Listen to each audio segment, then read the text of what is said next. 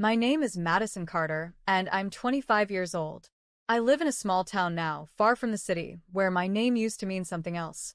People here know me for my work with children, for the community center I run, for the warm smile I try to carry every day.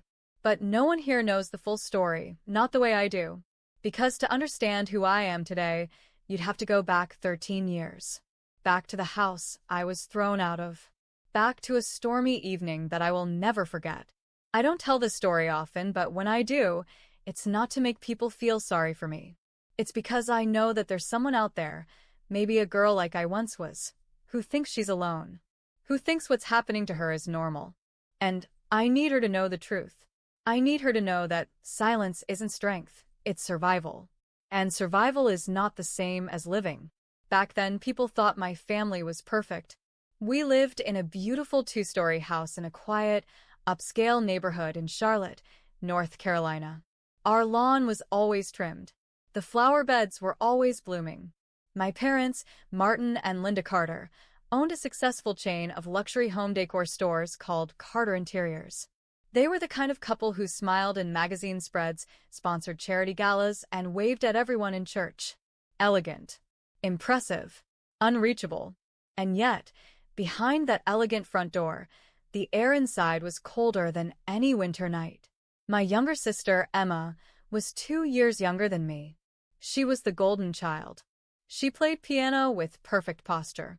She folded napkins like a professional. She never talked back. People adored her, and my parents worshipped her. But me? I was the opposite. I laughed too loud. I ran too fast. I asked too many questions. I wasn't delicate or graceful. I was inconvenient. I remember once overhearing my mother on the phone with a friend. She said, "Emma's our little angel. Madison is, well, Madison tries." That one sentence, it lodged itself into my chest like a splinter that never came out. But nothing hurt more than the day everything truly broke. It was an early spring afternoon, the kind where the clouds gather fast and the sky changes color before you even realize a storm is coming.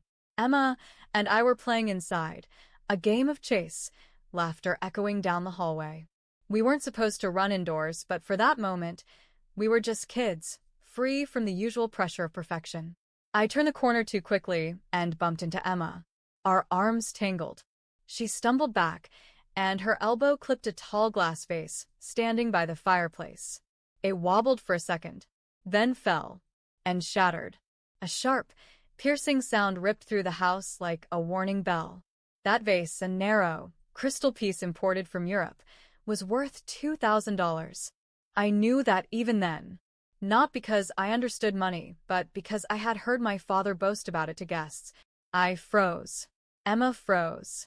We stared at the mess in horror, tiny glass shards glinting on the hardwood floor. Before I could even move, I heard the pounding of footsteps. And just like that, the storm outside was no longer the only one coming. The footsteps belonged to my father, Martin Carter. He stormed into the living room with fire in his eyes. His neatly ironed shirt clung to his chest from the humidity, but his face was tight, sharp, dangerous. His eyes scanned the floor, then snapped to me, not Emma, not both of us, just me. "What did you do?" he barked. My mouth opened, but nothing came out. My voice felt stuck behind my ribs. Emma tried to speak. It was an accident, but he cut her off with a raised hand. Not another word. He stepped toward me, looming like a shadow. "Do you have any idea how much that vase cost?" $2,000. 2,000.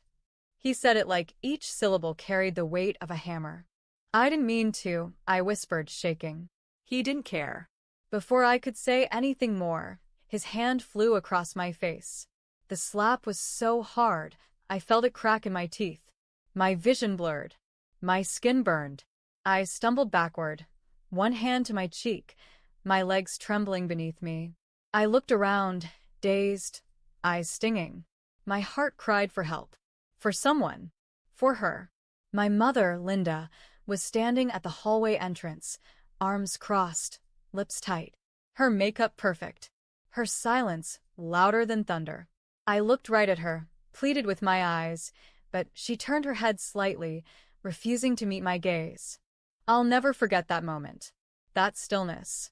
That choice. Then she moved.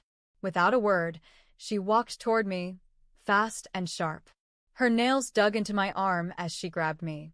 Out, she said coldly. Mom. I gasped, but she didn't flinch.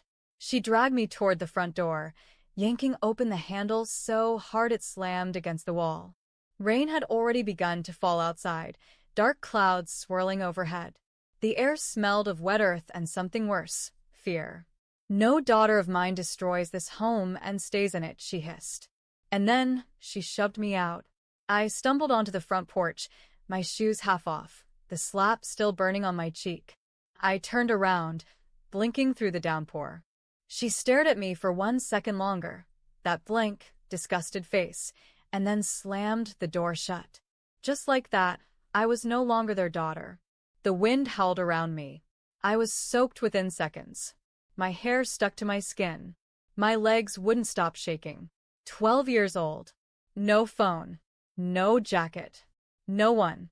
I remember staring at that front door for what felt like forever, hoping someone would open it, hoping it had all been a mistake. But it wasn't. And no one came. I started to walk without knowing where I was going. My arms were wrapped around my soaked t-shirt, my feet sliding on the pavement. I was trying to breathe, but each step felt heavier than the last.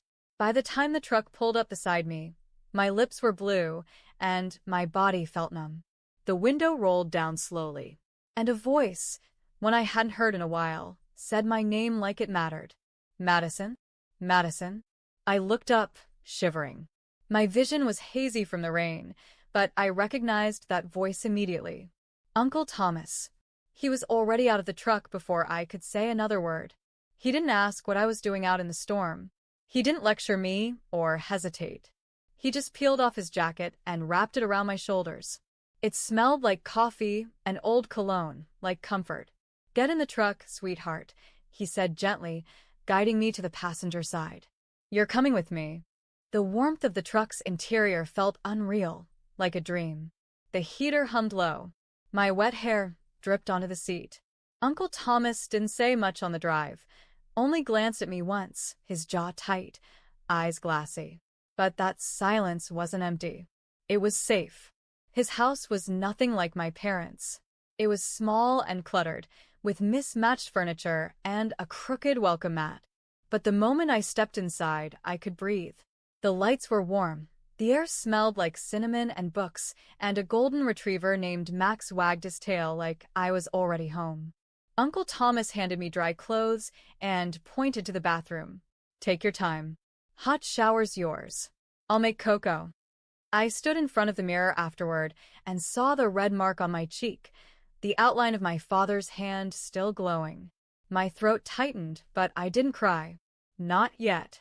That night, I curled up on a couch under 3 blankets with a steaming mug in my hands and Max curled at my feet. Uncle Thomas didn't press for answers.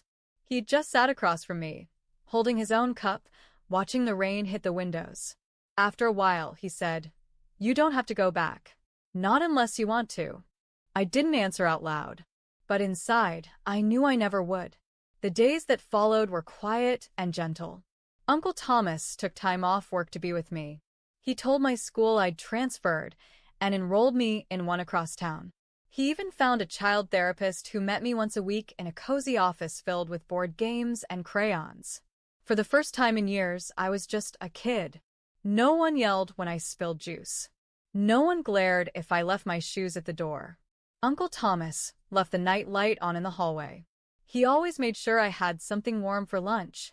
He remembered my birthday, even got me a small cake with my name spelled right. At school, I was quiet at first. The new kids didn't know me. I didn't speak much in class. But then came Julia, a girl with curly hair, colorful pens, and the loudest laugh in 6th grade. She sat next to me one day and offered me a purple pen and half her sandwich. "I like your shoes," she said. "They're old," I replied. "That's okay. So are mine." And just like that, I wasn't invisible anymore. We made silly doodles during lunch and whispered about our favorite books. I didn't tell her everything. Not yet, but I smiled more when she was around.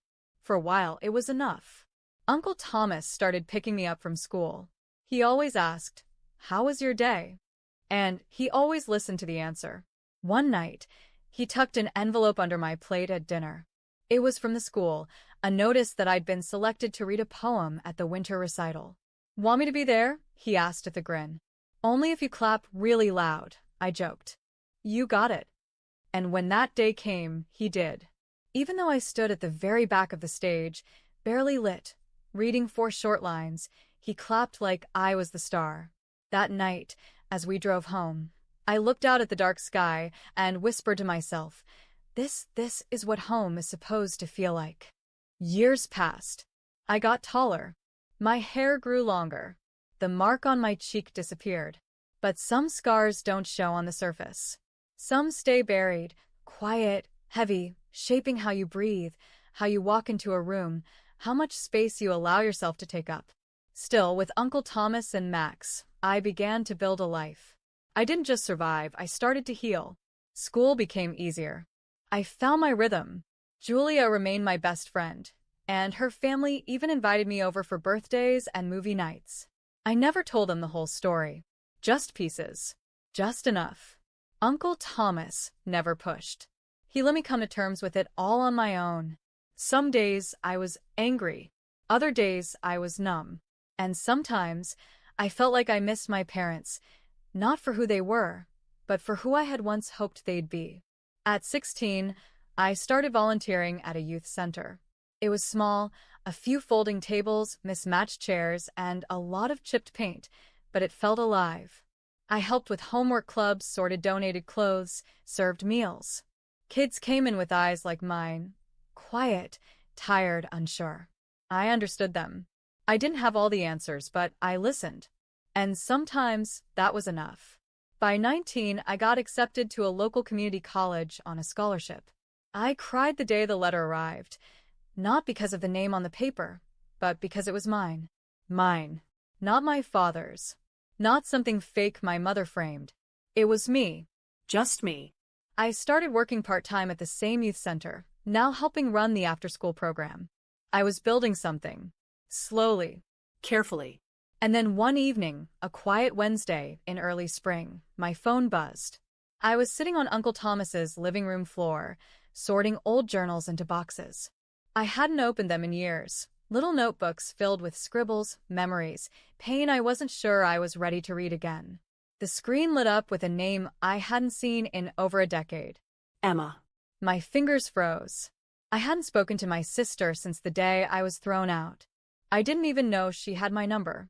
I hesitated, but then I tapped accept. Madison? Her voice was small. Unsure. "It's me, Emma." I didn't speak. "I found your journals," she continued. "The ones you left behind. In the attic." My throat tightened. "You weren't supposed to read those." "I know. But I had to." I had to know the truth. Silence passed between us. Then she whispered, "They're doing it to me, too." That sentence shattered something inside me. "What do you mean?" "They won't let me choose anything. They say being a photographer is a waste. Dad wants me to take over the business. Mom keeps trying to set me up with some rich family son. It's like I don't belong to myself." I leaned back, staring at the ceiling, heart pounding. All these years, I thought Emma was their chosen one. The perfect one. The one they loved. But she wasn't loved. She was used.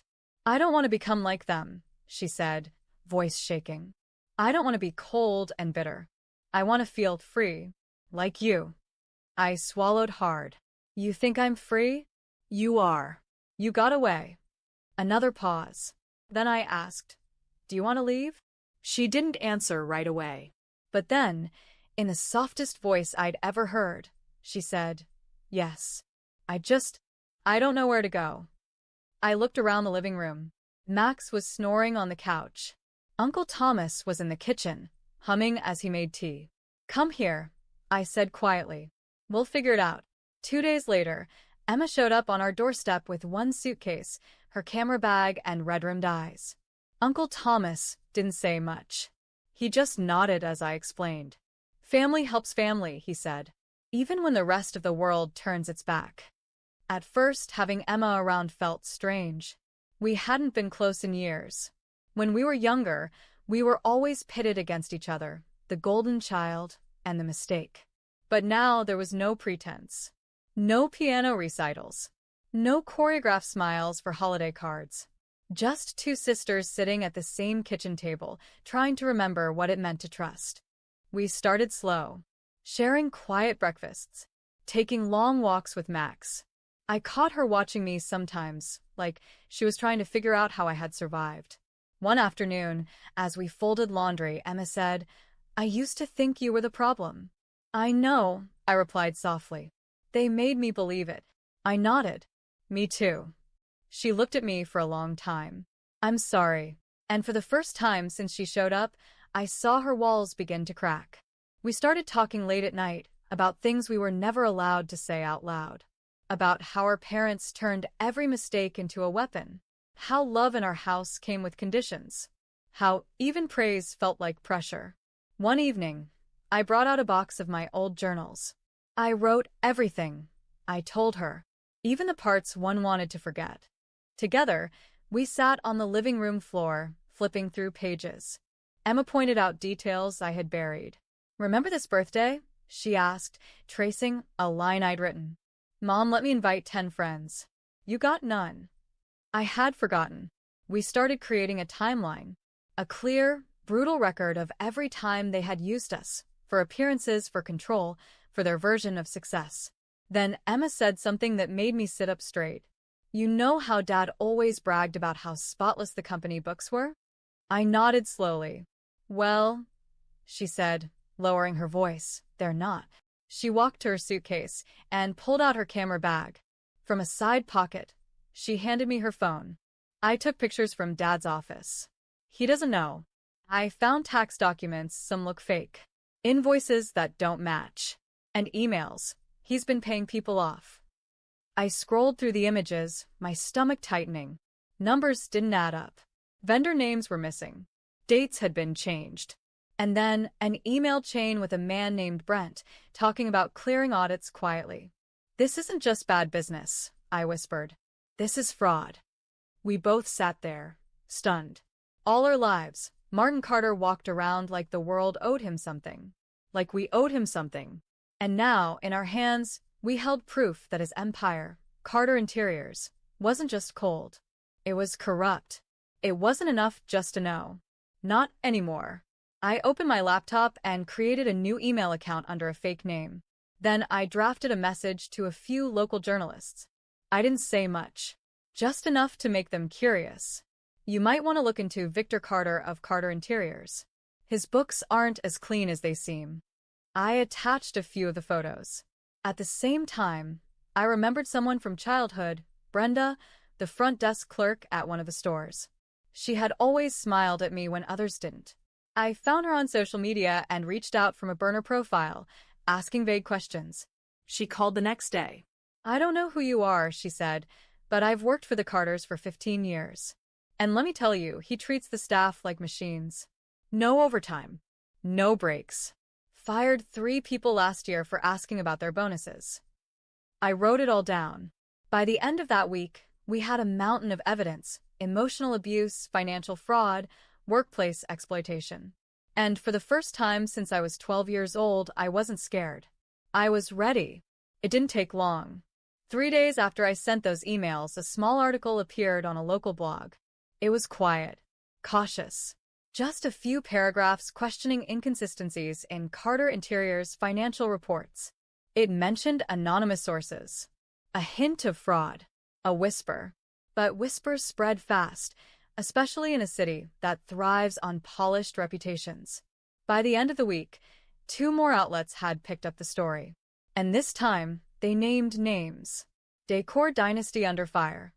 Martin Carter's finances face scrutiny. Inside the illusion, former employees speak out against Carter Interiors. Emma and I watched the headlines from Uncle Thomas's living room, huddled around the laptop like it was a campfire. We read each word slowly, carefully. "They don't know it was us yet," Emma said. They will, I replied. Soon. And I was right. 3 days later, my phone rang. I was at the youth center helping a 10-year-old finish his science poster. I saw the screen and froze. I let it ring. Once. Twice. Then I picked up. Madison, she snapped, her voice sharp and cold, like nothing had changed. Like 13 years hadn't passed. Like she still owned the air I breathed. I didn't speak. What's going on? She demanded. Are you involved in this nonsense in the media? Still, I said nothing. You think you're clever? You think you're hurting us? You're just ruining your own name. That made me laugh. Not a happy laugh, but the kind that comes when something finally breaks loose. You ruined my name, I said calmly, the night you left me in a thunderstorm with nothing but a wet t-shirt and a bruise on my face. There was silence. Then, surprisingly, her tone softened, fake sugar over poison. It's not too late to come home, Madison. We can fix this. I already did, I said. I threw everything away the night you did. And I don't want it back. I hung up before she could respond. That evening, Uncle Thomas sat on the porch, reading the latest headline out loud. Carter Interiors to face full IRS audit, alleged cover UPS spanning years. Their investors were pulling out. Employees were talking. Vendors were distancing. A career that once gleamed like polished marble was now crumbling under the weight of its own deception. You sure this is what you want? Uncle Thomas asked me gently. I nodded. They taught me that power is everything. I'm just showing them what it feels like to lose it. Emma sat beside me and leaned her head on my shoulder. We're not doing this just to destroy them, she said softly. We're doing this to free ourselves. And she was right. It wasn't revenge anymore. It was closure. Around that time, Emma and I came up with something we hadn't planned, a vision that came not from anger, but from a need to do something better. We wanted to open a center, a space for kids like us, kids who had been called too much, too loud, too clumsy, kids who had been controlled, dismissed, or silenced. We called it Phoenix House because we were rising from fire, from ash, from everything they burned in us. We shared the idea with the shelter I worked at, launched a small fundraiser, reached out to old teachers, community groups, volunteers. To our shock, people cared.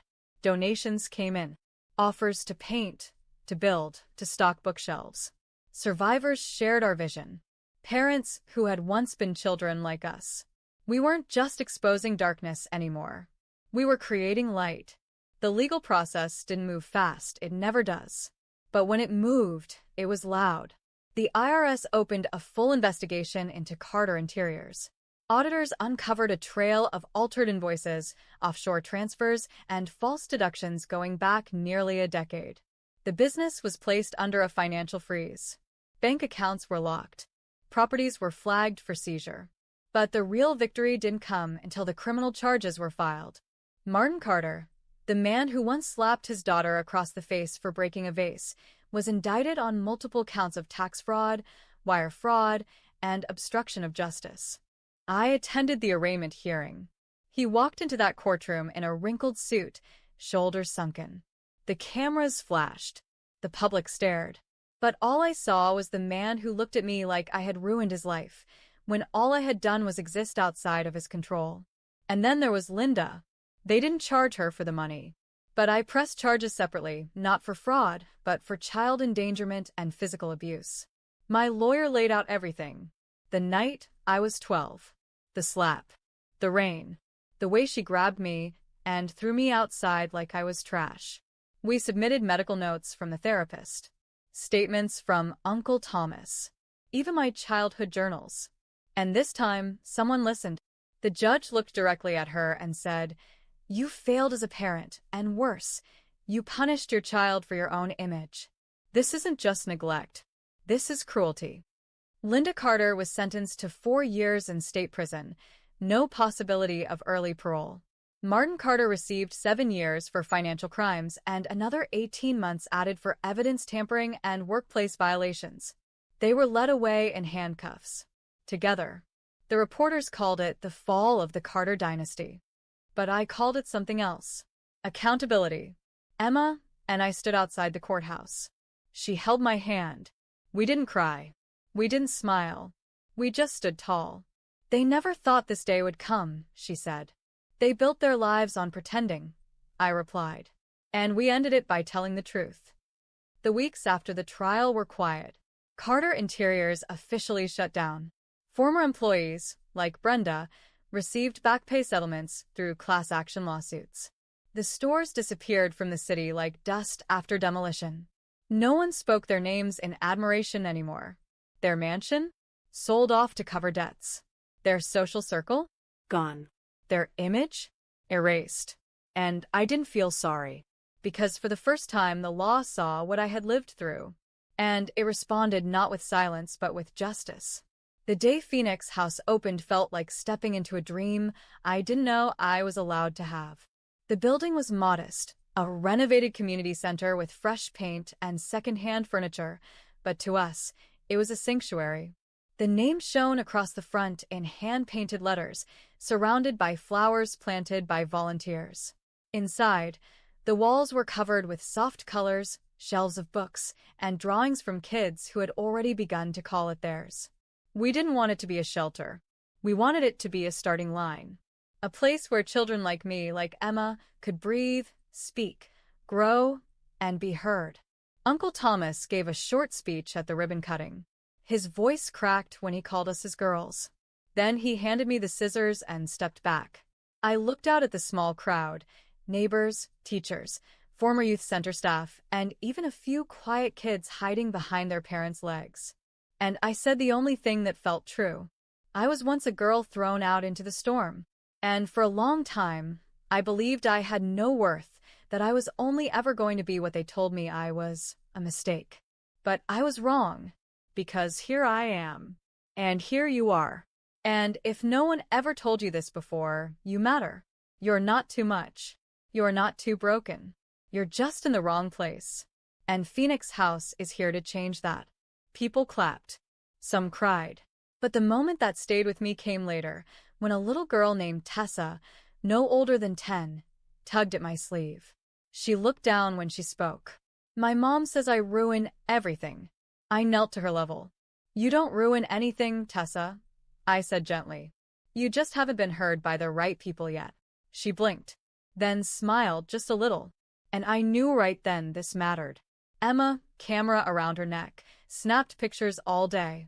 She captured laughter, hugs, kids sitting in reading nooks or building pillow forts. In one photo, Uncle Thomas is helping a child tie their shoes while Max, now grayer, but just as gentle, naps beside them. That night, Emma handed me a print of a photo she had taken. The three of us, her, me, and Uncle Thomas, standing in front of Phoenix House, arms wrapped around each other. They'd hate this picture, she joked. I laughed. Good. We sat on the porch under the stars.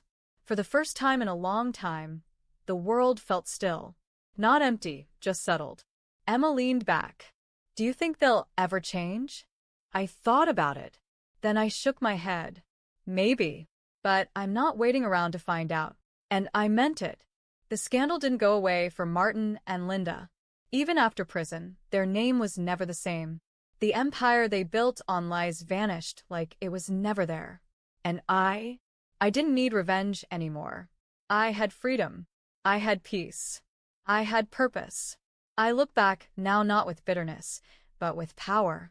The girl they threw into the rain became the woman who built a roof for others. And the family I thought I lost? I built a better one. One that chose me. One that believed in me. One that never made me feel like I had to be someone else just to be loved. If this story moved you or made you think, please consider liking the video, leaving a comment with your thoughts, and subscribing to the channel for more powerful stories like this one. Your support helps us continue sharing voices that deserve to be heard. Thank you for watching.